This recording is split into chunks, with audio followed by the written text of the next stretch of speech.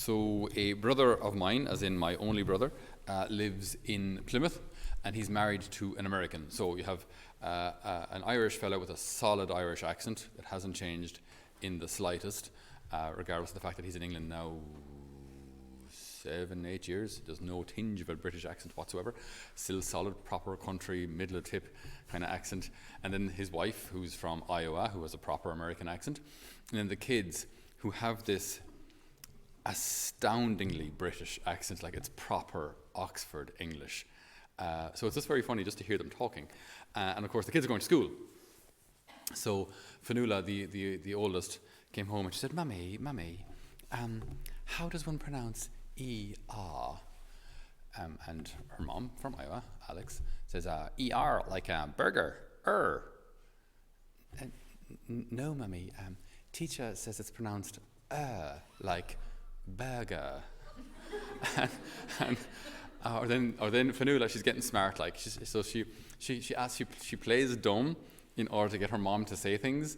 Mummy, what does one call the curved yellow fruit? A banana. Did you hear? Mummy called it a banana. Mummy, it's banana. It's clearly banana, and it's so funny to hear them talk.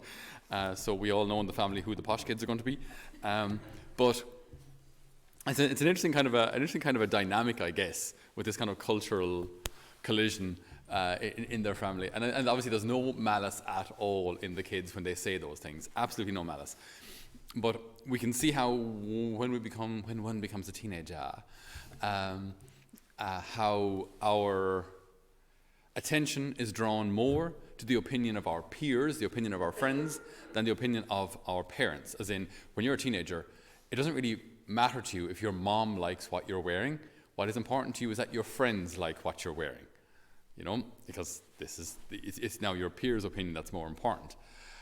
So, like from our teenage years, we begin to kind of, if you will, cut the apron strings a bit and assert our own opinions and our own selves and form a little independence, which is necessary to a degree. I mean, we do have to make our own decisions, live our own lives, as long as, of course, we still recognize the wisdom of our parents and recognize their experience, which we do not yet have as teenagers or as young people. Okay, so you fast forward and apply all of this then to how we see God, because these things they almost always go parallel until maybe we recognize what's happening. Generally speaking, we're going to see God as we saw our parents. It's just the way things naturally go. Again, this isn't something we do deliberately, but it's just, if my parents were good providers but not good listeners, God is going to be a good provider but not really interested in listening to me. Right? If our parents were maybe absent, then I will believe God exists, He's there, but again, doesn't really care about me, would never actually care enough to kind of hang around to be with me. But He's there, yeah, sure He exists, yeah, it's fine, somewhere.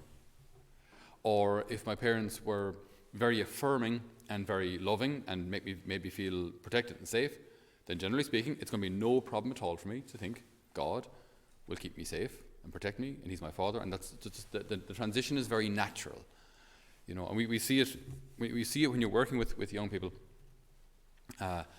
Just those who come from families where mom and dad are there and faithful, and don't get me wrong, still have their struggles, still have their battles, and still have their difficulties, but work their way through them together. They're going to have a much healthier understanding of God as Father and as loving, as opposed to those who've come from a more difficult background. Again, this isn't judging anyone. It's just life. Okay.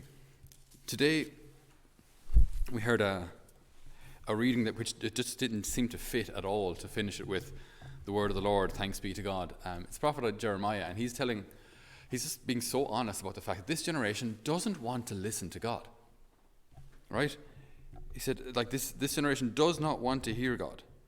They follow the dictates of their own evil hearts, refuse to face me, turn their backs on me from the day your ancestors came out of Egypt until today. Day after day, I have persistently sent you all my servants, the prophets.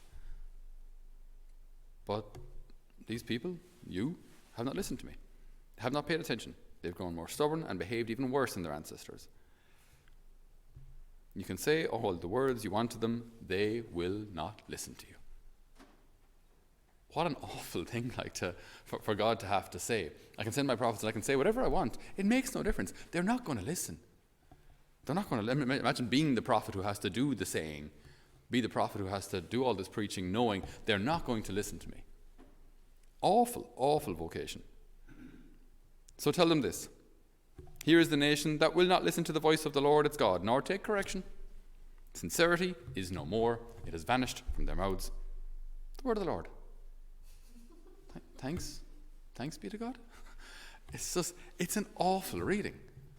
It's awful to think that we can get to this stage in our relationship with God that we just don't listen to him anymore. We just really don't care. Just don't care what he has to say. He's got all of his wonderful little divine opinions up there. We've got ours. I think we can take care of ourselves. Or I think I can take care of myself. I think I know better. And so this separation, if we think like, God who is our Father, we who are his children, what on earth are we after doing? How on earth could we get to a stage where we could, if you will, like look up at God, our almighty eternal Father, and say, yeah, I've got this sorted. You can move on there and help the Pope. I've got, my things sorted. It's dangerously wrong. It's dangerously arrogant to say that we can do this on our own in the church, in family life, in any walk of life. What on earth do we know, and what exactly do we control? Very, very little. So it's a hard reading. And the psalm then continues that theme. Oh, that today you would listen to his voice. Harden not your hearts. Do not harden your hearts to God. There's a theme which Father Paul, the founder of my community, would speak about a lot, which is one of those teachings that's so simple, it's like milk. If you're not lactose intolerant, you can. It's the kind of thing you can just drink in. It doesn't require much digestion, but the application of it in real life can be a different ballgame altogether. But he would often say to us, in German it's lass dich lieben, which means let yourself be loved. So it's like when we go into the chapel, there's probably a tendency in many of us, or most of us, to feel I have to do something to earn God's love. I have to pray a lot. I have to live a certain life. I have to kind of walk this tightrope of my own will and then the desires of the world and all these things, and try and walk. And if I do this, then God will be happy. And then God will love me.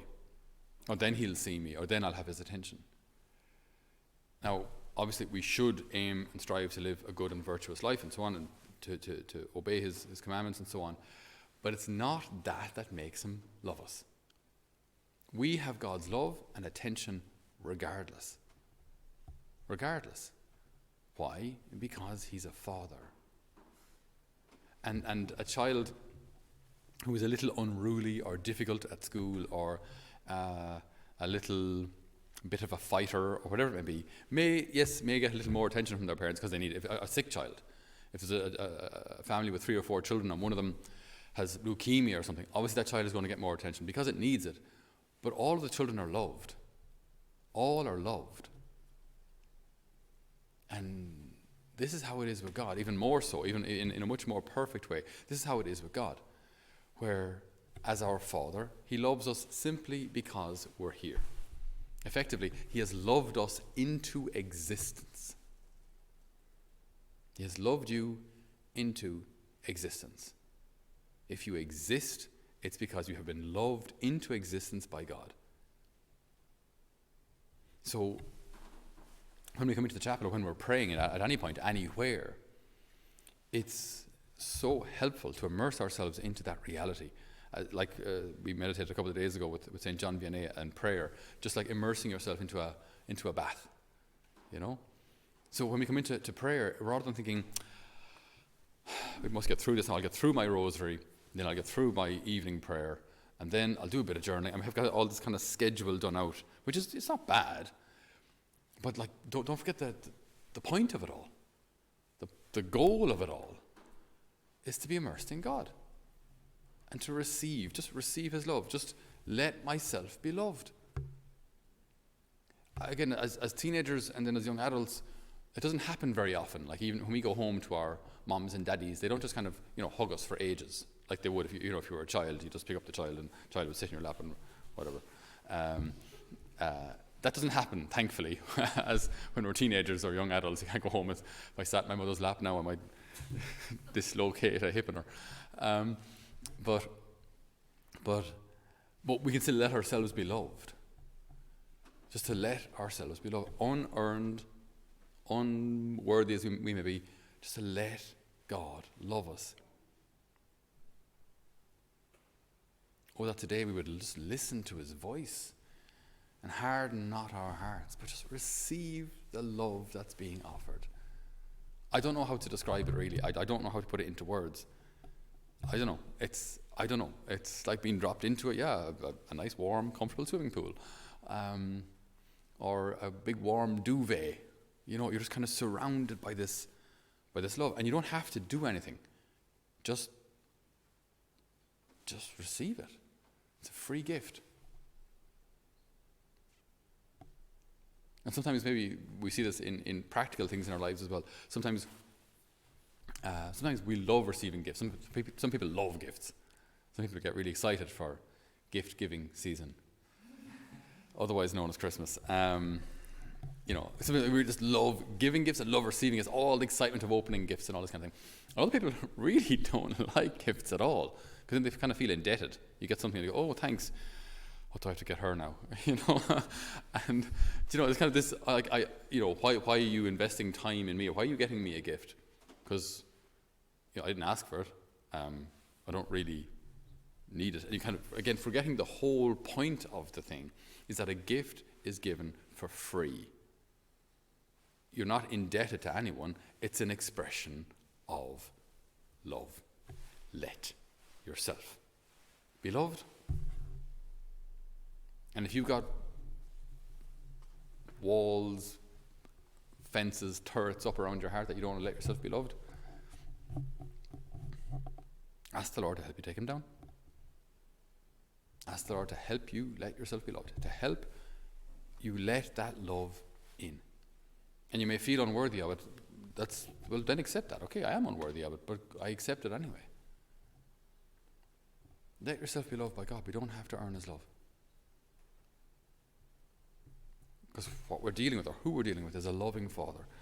I don't have to tell him what to do. I don't have to have the answers. But when you think of the patience, the infinite love that he, as the creator of the universe, could wait for cheeky little me to kind of get out of the way, stop giving him advice, and just receive his love. And yet he waits. And he waits. And it may be years, may even be decades, as he waits for us to be willing to receive this gift.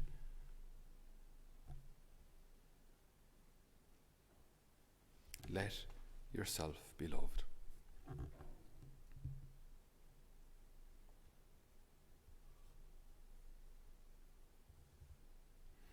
The first lines of our psalm,